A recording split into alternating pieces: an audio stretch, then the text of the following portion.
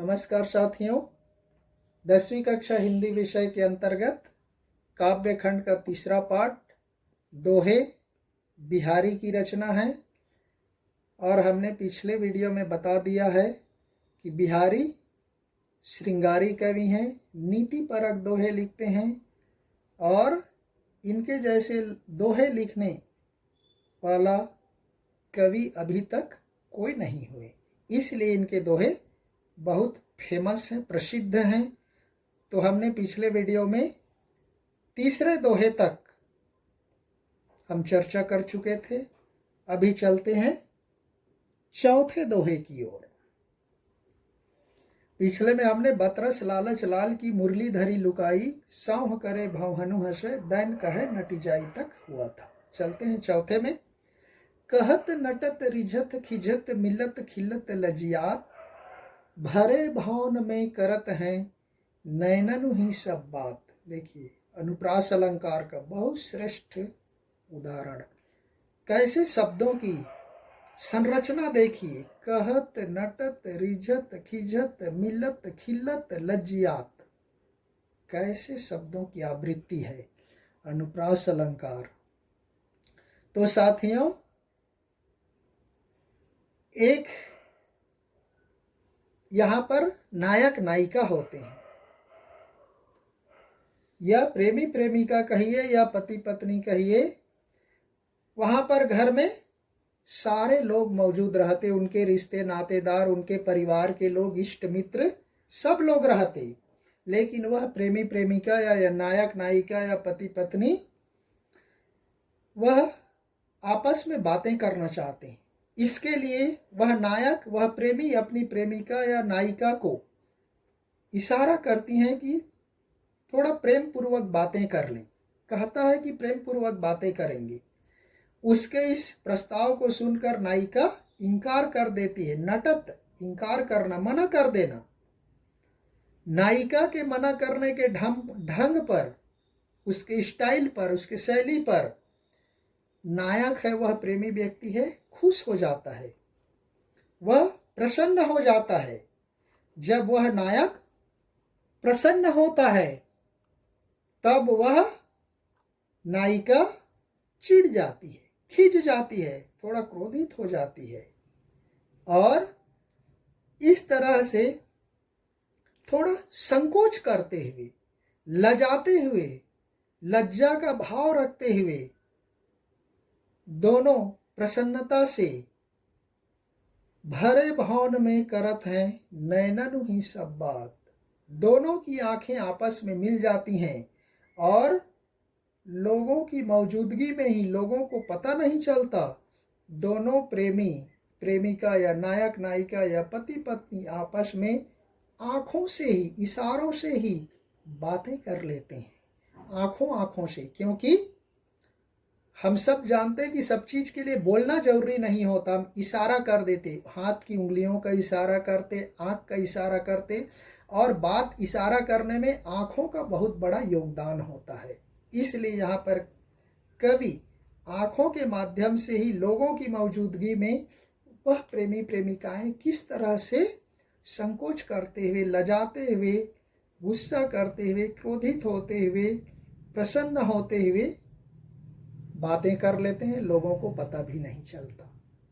तो इस तरह से आज भी लोगों के बीच में यही होता है, प्रेमी प्रेमिकाओं के बीच में विशेष रूप से।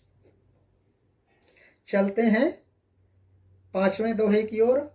बैठी रही अति सघन बन, पैठी सदन तन माह, देखी दोपहरी जेठ की छाहों चाहती छाह। तो साथियों, यहाँ पर जेठ माह की गर्मी के बारे में बताया गया है। देखिए, जेठ, ज्येष्ठ जिसको हिंदी में कहा जाता है, ये भारतीय कैलेंडर का हिंदी महीना है जेठ। माघ, फाल्गुन, चैत्र, वैशाख, ज्येष्ठ, आषाढ़, श्रावण, भाद्रपद, क्वार, कार्तिक, ये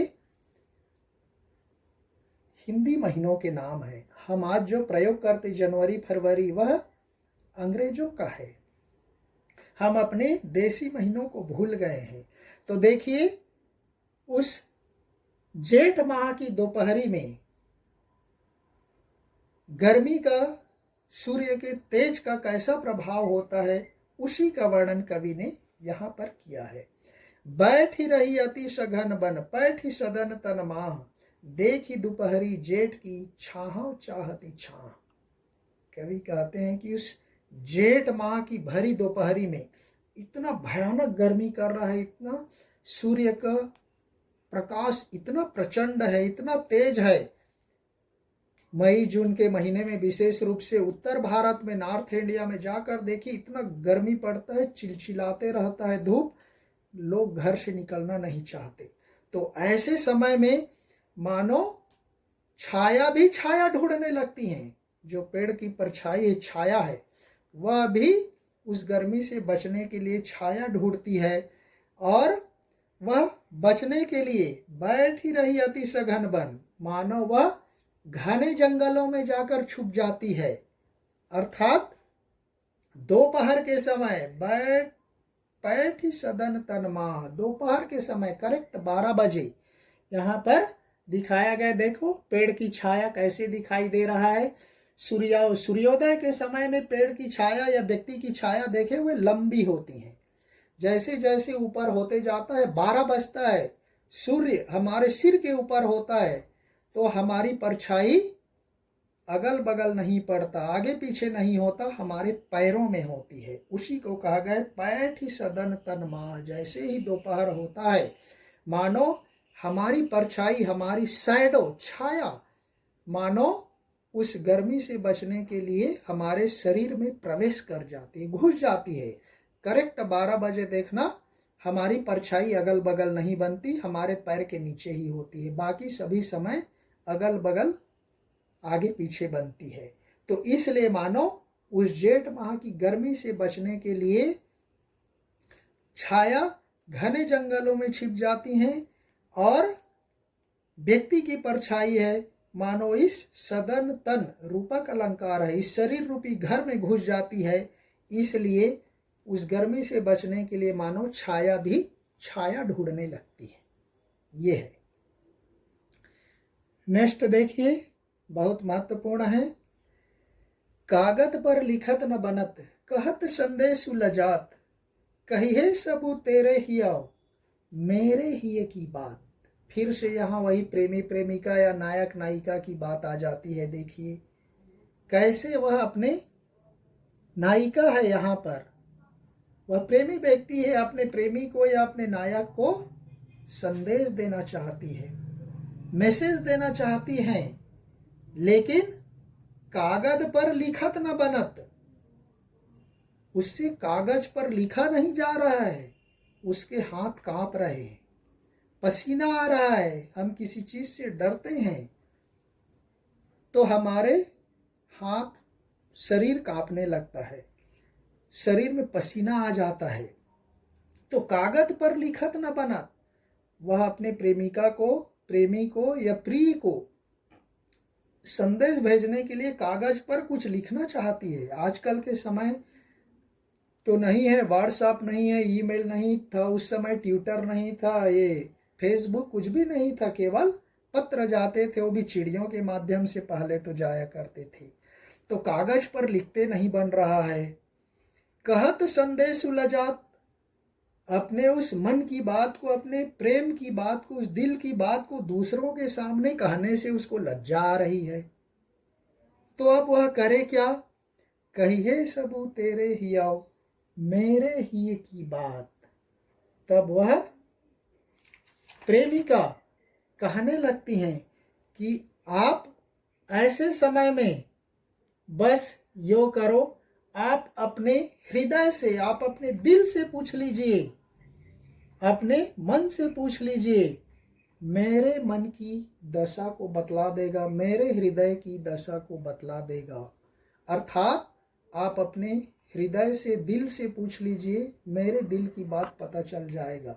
जो सच्चा प्रेमी व्यक्ति है या आशिक व्यक्ति है, दीवाना व्यक्ति है, अपने प्रेमी से या प्रेमिका से एक दूसरे के मन की बात को जान जाते हैं, समझ जाते हैं, उसको स्पष्ट बोलने या बतलाने की जरूरत नहीं होती। इसलिए वह प्रेमिका, वह प्रेमी व्यक्ति अपने प्रिय से कहने लगता है कि आप अपने, मैं तो कागज पर लिख नहीं पा रही, संदेश भी नहीं दे पा रही हूँ, इसलिए आप अपने स्वयं के हृदय से पूछ लीजिए, मेरे मन की दशा को बतला देगा।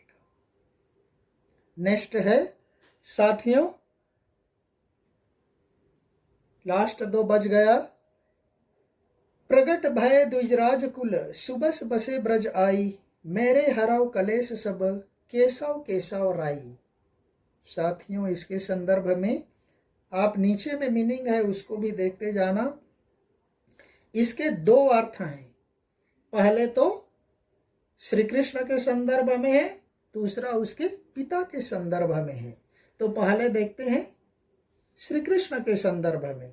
प्रगट भय द्विजराज कुल, कवि बिहारी कहते हैं कि आपने चंद्रवंश में पैदा हुए, आप चंद्रवंश में जन्म लिए, सुबस बसे ब्रज आई, और अपनी इच्छा से ब्रज प्रदेश में आकर रहने लगे, अर्थात गोकुल में उनका लालन पालन हुआ और बड़े होने के बाद मथुरा चले गए, जहां पर उन्होंने कंस का विनाश किया। तो वह ब्राह्मण चंद्रवंश में पैदा हुए और अपनी इच्छा से ब्रज प्रदेश मथुरा में आकर रहने लगे। मेरे हरव कलेश सब, केशव केशव राई। वह कहने लगते हैं कि आप मेरे पिता के तुल्य हैं, क्योंकि केशव, कृष्ण को भी केशव कहते हैं और बिहारी के पिताजी का नाम भी केशव राय था। तो इसलिए वह कहते हैं कि आप मेरे लिए पिता के तुल्य हैं। हम भगवान को पिता ही मानते, परम पिता बोलते। तो इसलिए आप मेरे कष्टों को, मेरे दुखों को, मेरी पीड़ा को दूर करो। वह कहते हैं कि आप चंद्रवंश में पैदा हुए, अपनी इच्छा से ब्रज प्रदेश मथुरा में आकर रहने लगे। आप मेरे पिता के तुल्य हैं, पिता के समान हैं, इसलिए आप मेरे सारे कष्टों को दूर करें। दूसरा देखिए, पिता के प्रसंग में कहने लगते, प्रगट भय द्विजराज कुल, आप ब्राह्मण वंश में पैदा हुए, ब्राह्मण परिवार में जन्म लिए, और सुबस बसे ब्रज आई, और अपनी इच्छा से ब्रज प्रदेश में आकर रहने लगे। बिहारी का जीवन परिचय देखिए, ग्वालियर में उनका जन्म हुआ, बाद में वो मथुरा में आकर रहने लगे। इसलिए मेरे हरो कलेश सब, केशव केशव राई। वह कहने लगते हैं कि आप मेरे लिए भगवान के तुल्य हैं। पिता, माता पिता को भी भगवान का स्वरूप माना जाता है, इसलिए वह कहते हैं कि आप मेरे लिए भगवान के स्वरूप हैं, इसलिए आप मेरे कष्टों को दूर करो। तो देखिए यहाँ पर श्लेष अलंकार है। श्री कृष्ण के संदर्भ में क्या बताते, कृष्ण को पिता के तुल्य बता देता है। पिता के संदर्भ में प्रसंग में कहा गया है, पिता को भगवान के तुल्य बता देते। श्री कृष्ण के संदर्भ में चंद्र वंश में पैदा होते, पिता के संदर्भ में ब्राह्मण वंश में पैदा होते, बस उतना ही अंतर है। तो एक में पिता के समान बता देता है कृष्ण के संदर्भ में, पिता के संदर्भ में बता देता है भगवान के समान, क्योंकि माता पिता भगवान के स्वरूप होते हैं। इसलिए आप मेरे कष्टों को, मेरी पीड़ा को दूर करो कहते हैं। चलिए चलते हैं लास्ट की ओर। वीडियो बहुत लंबा होने जा रहा है। जप माला छापे तिलक सरय न एकव कामू, मन कांचे नाचे वृथा साचय राचय रामो। यहाँ पर ये दोहा महत्वपूर्ण है, परीक्षाओं में भी आता है। ये कबीर के दोहे से मिलता जुलता है। इसमें लोग बाग धोखा खा जाते हैं। कबीर भी पाखंडों पर व्यंग्य करते हैं, ढकोसला मानते हैं। उसी तरह बिहारी ने भी इस कविता के माध्यम से जो दिखावा करने वाले हैं, प्रदर्शन करने वाले, ढोंग करने वाले हैं, उस पर करारा व्यंग्य किया है। कहने लगते हैं, जप माला छापे तिलक सरय न ओयकव कामू।